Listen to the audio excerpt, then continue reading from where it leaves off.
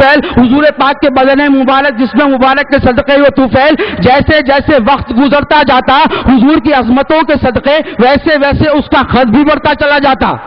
जब मक्के से निकले थे इतना था, आसमानों में बुलंद हो गए इतना हो गया, जब बैतुल मक़दिस में हुजूर इमामत कर कर वापस तशरीफ लाए तो उसका खत कुछ और दराज हो गया। जैसे ही हमारे और आपके आका व मौला बाहर तशरीफ लाए, देखा कि बुराक का खद थोड़ा काफी खदरे बढ़ गया है। हुजूर पाक अलैहिस्सलातु वस्सलाम को तकल्लुफ लायक हुआ बैठने के लिए, क्योंकि उस बुराक का खद काफी बुलंद हो गया था।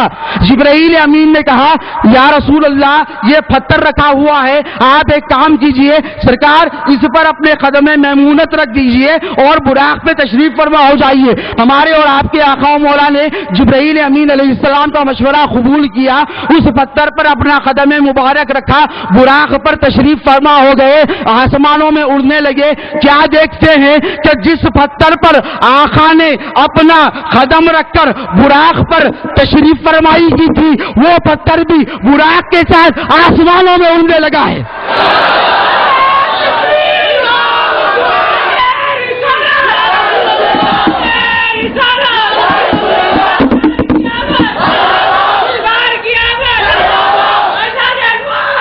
तो ये है मेरे आका मौला अलैहिस्सलातु वस्सलाम से कदमों की निस्बत के बरकत व अज़मतें। अब ये बताओ कि एक पत्थर है जो बेजान है, जो पड़ा हुआ था, जिसकी कोई वक़्त नहीं थी, जिसकी कोई कदर मंजिलत नहीं थी, जिसकी कोई अहमियत नहीं थी, हुजूर पाक अलैहिस्सलातु वस्सलाम के कदमों की बरकत से उसका ये हाल हो गया कि मुहद्दिसीन फरमाते हैं कि जैसे ही आसमानों में उसे हुक्म दिया गया रुक जा, तो आज तक और कयामत तक वो पत्थर आसमानों में मुअल्लक़ रहेगा। और जिस पत्थर को मेरे आपके आका और मौला के कदमों से बरकत हो जाए उसकी बुलंदियों का ये आलम है। और अगर किसी उम्मती को हुजूर पाक अलैहिस्सलातु वस्सलाम के कदमों से सच्ची निस्बत हासिल हो जाए, वो अपने वक्त का गौस व ख्वाजा बन जाता है। तो अर्ज कर रहा था, मेराज में सलातो सलाम पढ़ा जा गया। जैसे ही हुजूर पाक अलैहिस्सलातु वस्सलाम अपने रब से मिले, कुर्ब की मंजिल में पहुंचे, अल्लाह ने सबसे पहले अपने महबूब पर सलाम भेजा। क्या भेजा? वही सलाम भेजा जिस पर ये बदनसीब एतराज करते हैं। और नमाज में उलमा फरमाते हैं, जो हकीकत भी है, कि हर मुसलमान 28 मरतबा फराइज व सुन्नत मुअक्कदा में हुजूर पाक अलैहिस्सलातु वस्सलाम पे सलाम भेजता है, उसके बाद दुरूद भेजता है।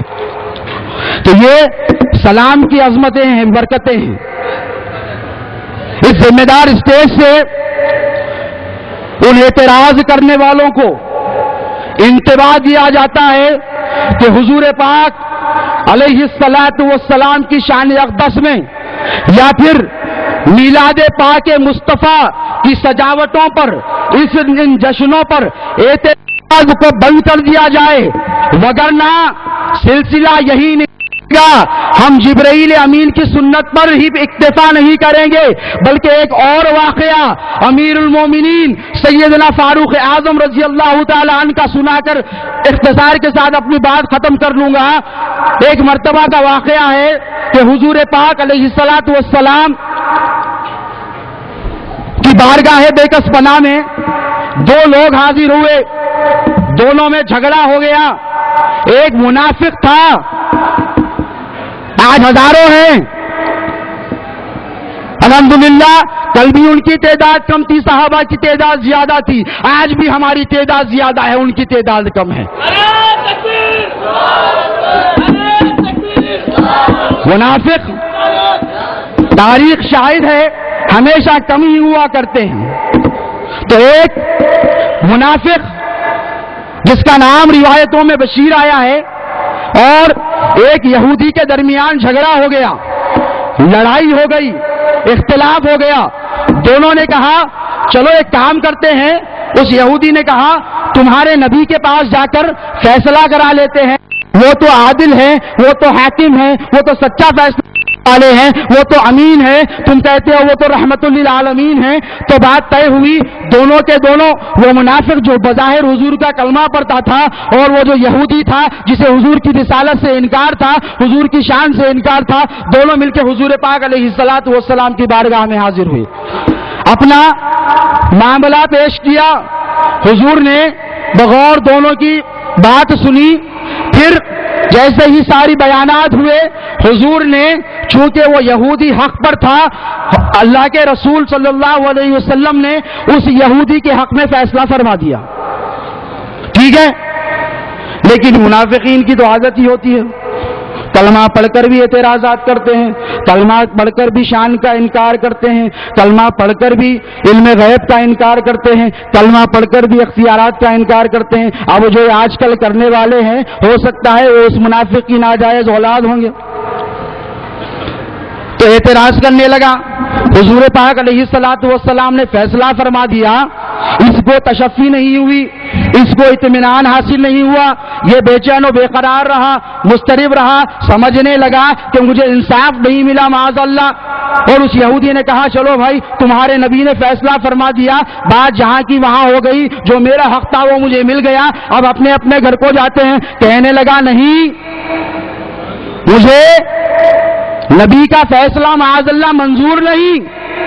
ایک کام کرتے ہیں، چلو حضرت سیدنا ابوبکر صدیق رضی اللہ تعالی عنہ کے پاس جاتے ہیں، ان سے اپنا معاملہ پیش کریں گے، میں نبی کے فیصلے کو نہیں مانتا. اس منافق نے کہا. یہودی مجبور ہو گیا، کہا ٹھیک ہے چلو چلتے ہیں. سرکار امیر المومنین سیدنا ابوبکر صدیق رضی اللہ تعالی عنہ کی بارگاہ بیکس پناہ میں حاضر ہوتے ہیں، سارا معاملہ دونوں پیش کرتے ہیں. حضرت سیدنا ابوبکر صدیق رضی اللہ تعالیٰ عنہ فرماتے ہیں کہ اس سے پہلے تو کہاں گیا تھا؟